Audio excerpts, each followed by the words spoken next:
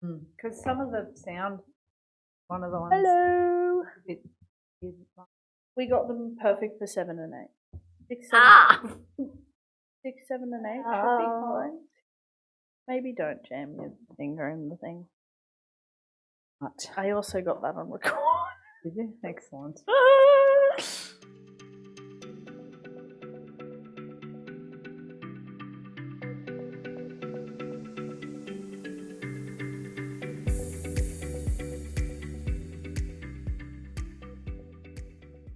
Welcome back to The Connected Athlete. I'm joined here by Elkie Parker. Today we're going to be talking about motivation. And it's a big word that gets thrown around a lot, and I get asked about how to improve people's motivation all the time. I guess when it comes to motivation, there is varying degrees of what motivates us, how we get motivated. It's a very individualized thing. It all comes down to the enjoyment that we have and what we're trying to achieve and why are we actually participating in sport. Why are we doing what we're doing? That's a big question. Are we doing it because other people want us to do it? Are we doing it because we're internally driven to do it? There's several factors that go with a lack of motivation versus a high level of motivation. Anything that's extrinsic, so it comes from external sources like parents, coaches, other athletes, is nowhere near as motivating as our intrinsic factors. So those factors being, why are we doing it? What do we get out of it? Do we enjoy it? Is it something that we see ourselves doing long term, or is it only something that's short term? Are we really interested in going to training? Are we internally driven to get up, go to training, turn up and play the game and enjoy it and put everything we have into it? When it comes to motivation, we can see how different that is for different kids. Some kids are just internally driven. It's very natural for them to want to be better at their sport, practice as much as they possibly can. Everyone knows a kid that runs around all the time and they've got a football under their arm and they're constantly going to the park with their friends and kicking and practicing goal shooting and tackling and those sorts of things. That's all intrinsic motivation. And they're enjoying the sport because they are playing, they're having fun, and they're also trying to master the skill.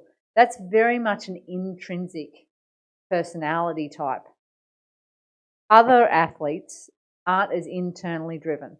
And that's the type of athlete that you feel as a coach or a parent or a teacher, you feel like you have to push them. You have to be the external motivation to them. And that's really hard because at the end of the day, in order for us to be successful at something, we need to have that internal drive. Having a lack of motivation and having someone having to drive you all the time probably means that you're doing something or you're being asked to do something that you're really not as passionate about as other athletes. Some of the questions we can ask our athletes is, do you enjoy your sport? What is it that is stopping you wanting to go to training? Because sometimes motivation is affected by a situation. So you can have a kid that really loves to play and really engages and is motivated in regards to the sport itself, but they may be having trouble with some of the other kids in the team. They may feel that the coach is not really helping them or they're not engaging with the coach like they did in their last team. So the different motivations can come and go in the sporting career. You can start the year really excited about wanting to play, and then suddenly certain things happen within the sport that can reduce our motivation. Some of the factors that impact our motivation are the external factors of the people around us, our social group, the coach, parents, the weather. All of those things are external or extrinsic factors to our motivation.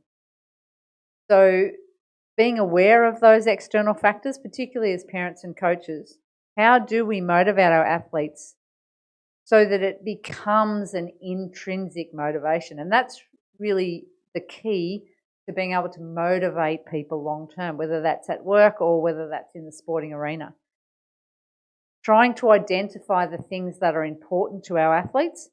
So you have some athletes that come to training and they love to have a bit of fun. They like to have a bit of a laugh. They like to have a few jokes, do some silly things, and they see that as being fun. If they then have a coach that comes over the top of that and says, we're serious at training, you have to take this serious all the time because we're trying to learn new skills, and they're sort of shutting down that part of the athlete. Identifying that may reduce the intrinsic motivations of that athlete because they do find it fun. They do want to turn up and have a bit of fun. I'm not saying that they should be disruptive to the group. That's a whole other part of that behaviour. But identifying some of the things that the athletes find are their intrinsic motivators is important. There is also a big difference between the motivation for an 11, 12, 13-year-old as there is to a 15, 16, 17-year-old, male versus females, and then into adults. And the reason for that is different things motivate us throughout our sporting career. For example, when we're younger, we tend to be motivated by the fun and the playing with our mates and joking around and having a really good time, practicing all the time, that sort of thing. As we get further into our career, our motivation can change because we become more serious about our sport. And the more serious we become, the more the motivation and I guess the intrinsic and extrinsic factors become part of our day-to-day life. For example, if we have a coach that is very win-driven, so they are very much about winning is the thing that we measure our performance on. If we just focus on winning as our motivation for sport, that is a very small part of the process of getting there. So the process is that we train every week, we play a game every week, and that's the process. Practicing your skills, making sure that you're ready on time to go for your warm-up, encouraging others around you, developing those friendships, starting to identify the game, learn the game, how it plays out, what you can do, what the impact is on the game that you have. So there's so many things in the process that then leads to an outcome. The outcome doesn't always have to be a win. But if your motivation is winning and you're in a season where you're not winning, then that motivation can drop away quite quickly. So being able to identify some of the intrinsic motivators for you as an individual athlete and as a coach, identifying those things within your athletes. It can be about achieving what they're trying to achieve. Identifying the intrinsic factors for our athletes is crucial to being able to help them stay motivated and achieve what they want to achieve. If you have an athlete that their intrinsic motivation is winning, that isn't necessarily a healthy intrinsic motivator because often if they're losing, they then become demotivated because they're not winning. So that's one side of the coin. Other kids might be just motivated by, I played really well and everyone in the team did really well. I really enjoyed training this week. I can't wait to play next week because they just love the competition. They love turning up. They love putting their uniform on. They love everything about their sport and they are always motivated to turn up and play. And then we have varying degrees of that motivation, and I'm talking about that intrinsic motivators. Often the extrinsic motivations have to be positive. So for us to be motivated, there's no point someone screaming at us from the sideline. Extrinsic motivation needs to be supporting that athlete in what they're trying to do. So, for example, they need to be praised for the process. You did really well this week. You came to every training. You played really well. You did everything that I wanted you to do. That kind of praise often leads to that internal motivation because they're the things that the athlete values. If they value it and you're reinforcing it, that intrinsic motivation increases. As coaches, we also need to give our athletes some ownership over the part they play at training and the part they play in a game. The reason for that is that if they take ownership and they understand it, it becomes more intrinsic. They start to think about what's happening around them. They start to identify where they fit and some of the things they can do to maybe improve their performance. So it's really important that we don't overcoach and, I guess, suppress our athletes when they're young. They need to be able to have a bit of fun, a bit of play, because they value that at that age.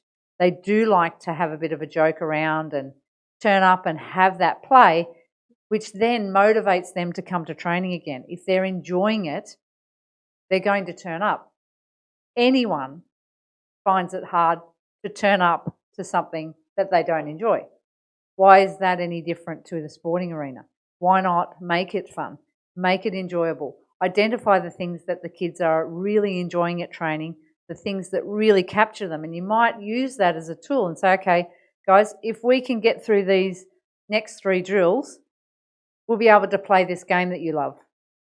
That will internally drive most of those kids because they'll really want to do well in the drill so that then they can get a reward, I guess, in terms of they get to play and have a bit of fun with each other. Obviously, as you get a bit older, those things change. And we all know that training becomes more serious as we go further and further up in the chain of sport. But it still needs to have some fun factor. I know as an athlete still, training to me is partly social and partly skill-based. I really enjoy the social side of sport. So I've always enjoyed that group dynamic, what a team can do together, understanding each other as human beings, understanding what makes people tick, working together to get an outcome as a team. In my personal situation, if I have a coach, or have in the past had a coach that is very authoritarian, my way or the highway kind of environment, that reduces my intrinsic motivation significantly. I don't want to go to training and have someone yelling at me or not being able to relax and enjoy the space of sport, because that has always been an outlet for me. There's always been a social environment, and it's always been something that I've absolutely loved being in. So as coaches, we need to be aware of how are we presenting ourselves in an external way to our athletes. Are we just coaching because that is our style? Are we enforcing our style on our athletes? Are you sticking things up on walls to motivate people? You know, there's big motivational quotes all over the walls in the change rooms or in your office or whatever it might be. How motivating is that? I'm not sure. I've never really been motivated by those sorts of things. I remember I went away in a sporting team one year, and the coach had us all sitting in a hotel room. We were away on tour, and we walked into the room, and there would have been 50 motivational posters on the motel room. And I mean, it was covered in motivational quotes. And then we proceeded to have our first team meeting, and the coach sat there on the laptop with a projector facing the wall away from us. We were all behind, and started to give us our first team talk and went through the motivational quotes up on the screen. No eye contact, no real discussion about what they were about. And at the end of that, the coach felt like they had motivated us. That was our motivational session. Now, to me, I'm looking around thinking, I need this person to motivate me. I need the people around to motivate me. I don't want to read something for motivation. Yes, I completely understand that that can be how some people are motivated, by reading these things, internalizing them, understanding them, processing it, and then getting something intrinsic from it.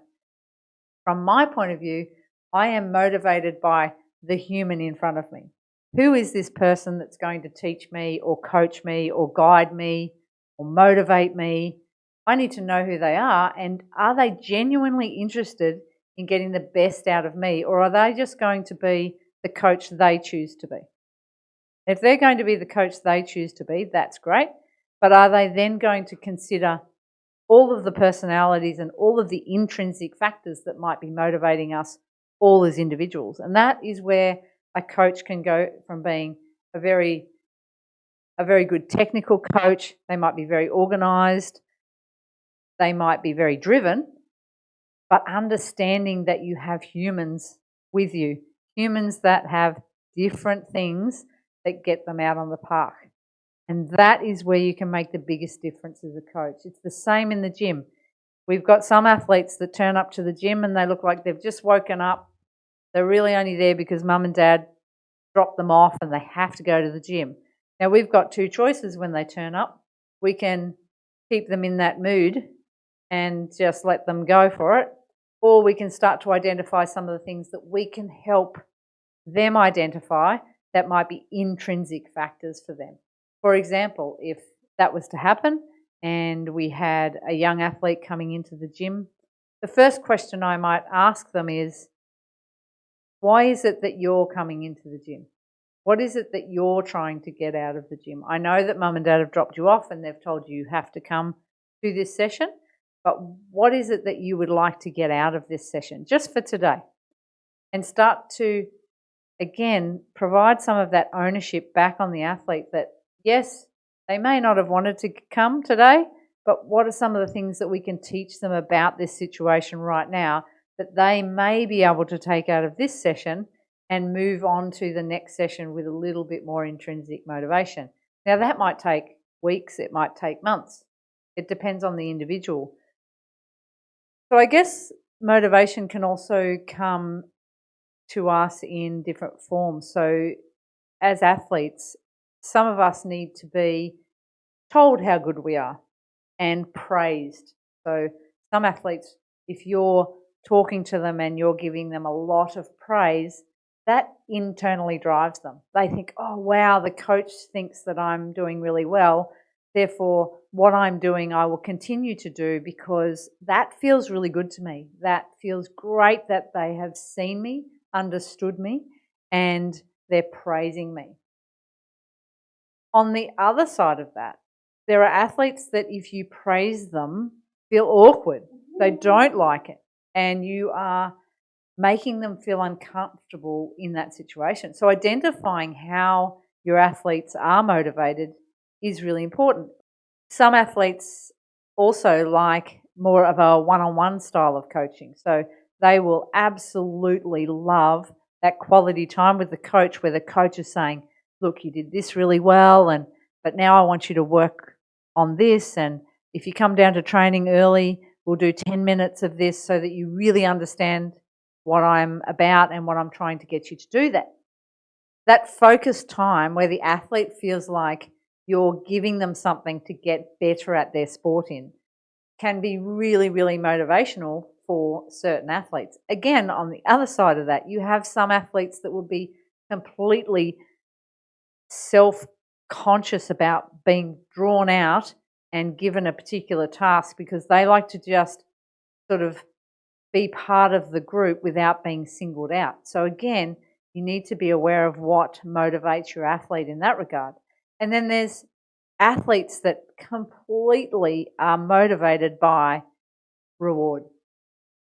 So if you have a player of the match, best on ground, and you have kids that win that, some of them are totally internally motivated by that because they want to do it again. They want that reward again. They want to feel it again. It's a bit like the win.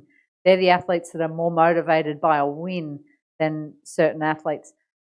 Other athletes, they're not motivated by that reward or that gift or that medal or that win. They're motivated because they've been able to turn up and have fun with their friends and play a sport that they absolutely love. So understanding the different rewards and the different feedback and the different factors that motivate our athletes is really important. In all of the years that I've been playing my sport, and I continue to, and it's still the same, is if you look around in a group of players, particularly if you've just met them. So often when I'm going away in a team, I love the dynamic of a new group of people coming together. I love being able to identify who in the group is a leader, who in a group is the person that sits back and absorbs the information and is very considered about what they're going to do, the person that is the funny one in the group. There's so many different variations of personality and therefore different types of motivation as to why people are there. And identifying those things early and having those conversations with different people in your team, whether it be kids or whether it be adults, is a big step towards understanding the motivation not only of the individual in your team, but the motivation of the group. The motivation of the group comes from all of those different motivations coming together. And if you can harness that, and if you can have the right affirmation style, the right one-on-one kind of feedback situation, the right rewards, all of those things can combine to become a huge motivation within a team. You were talking about how important words of affirmation, one-on-one time, or rewards are, and figuring out how your athlete works and how they like to be appreciated. And I think a big one for me personally is acts of service and knowing that I have helped out. So I always appreciated my coach talking about how well I worked in a team and what I personally did for a team. I like being a team player and knowing that I helped out on the day, and understanding my role in the team was really important for me and being appreciated in that role. And you can see that when you go to training sessions and there's the player that picks up the hats for the coach. And that's an act of service. They are telling the coach that that's the way that they present themselves. There's the other athlete that is telling one of the other athletes, "You did really well today." That's fantastic. They're using their words of affirmation.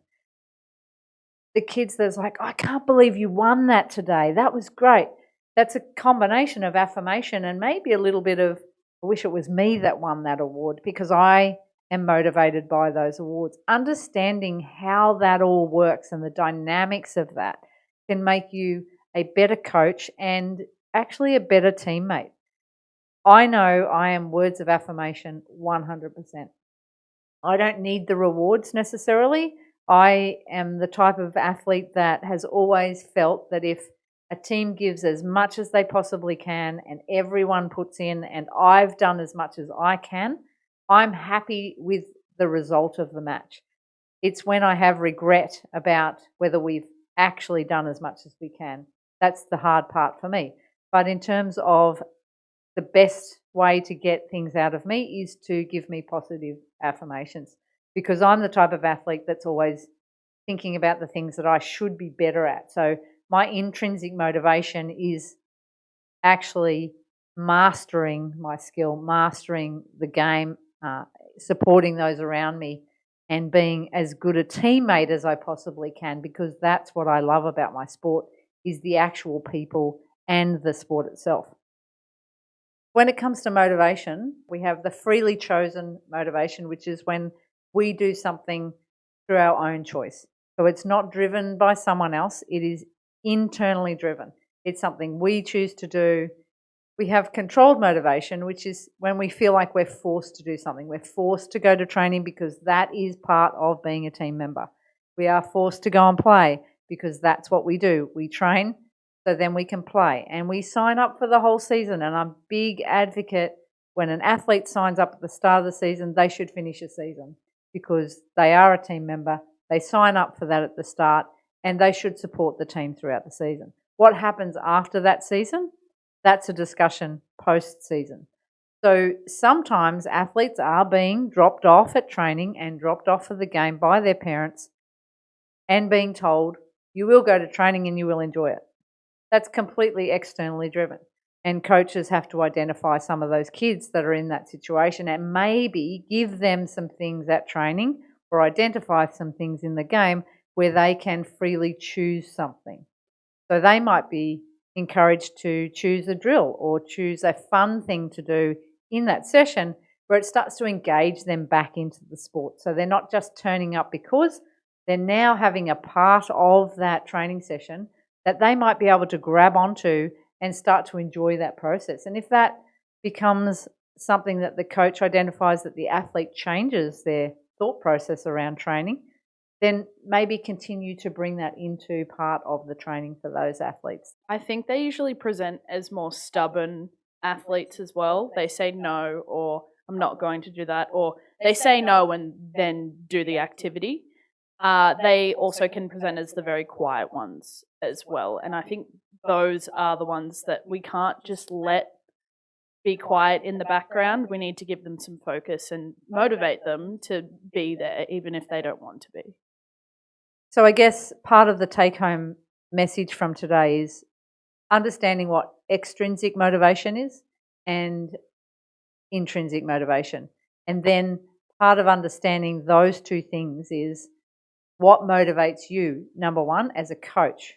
What motivates you? Is it turning up and seeing the kids perform and implement the things that you want them to do, or them having fun, or a combination of those things? So what is it as a coach that motivates you? Are you just turning up as the coach because your son or daughter plays in the team? That's a very different motivation to someone who is there because they want to actually have a career in coaching. So there's all sorts of motivations there. Are you someone who is motivated by words of affirmation?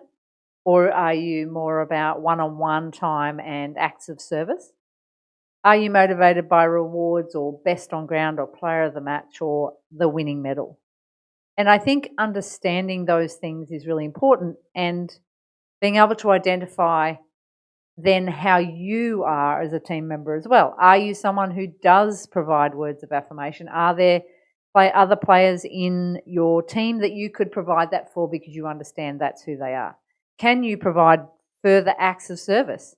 Are there things that you can be doing at training to show your coach that you've really enjoyed the session? For example, picking up the hats, going and getting the water bottles, or little things that you can do to provide your coach with feedback about how much you appreciate their time.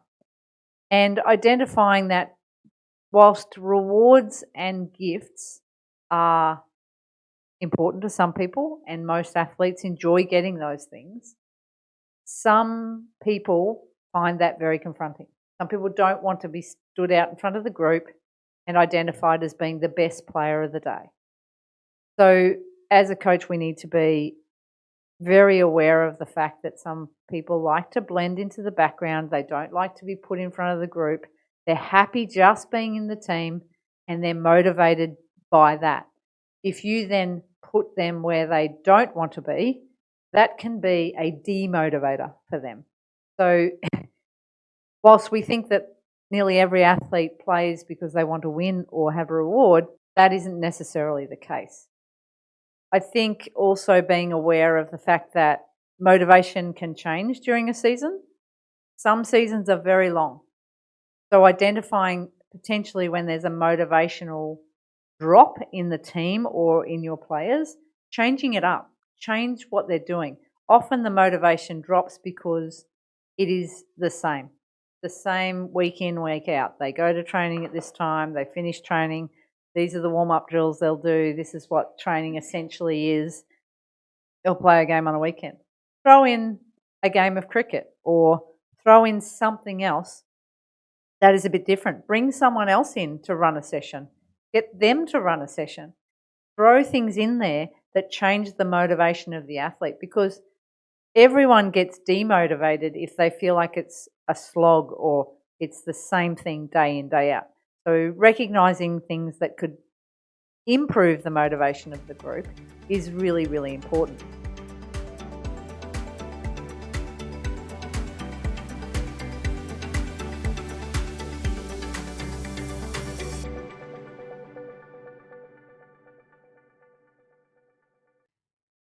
I just want to let people know that this podcast is based on a lot of experience in the industry and some of the conversations and questions that I've had throughout that career, and by no means is it specific advice, and you can take what you need from the information, and we hope that it starts to allow people to ask more questions or consider certain situations in a different way.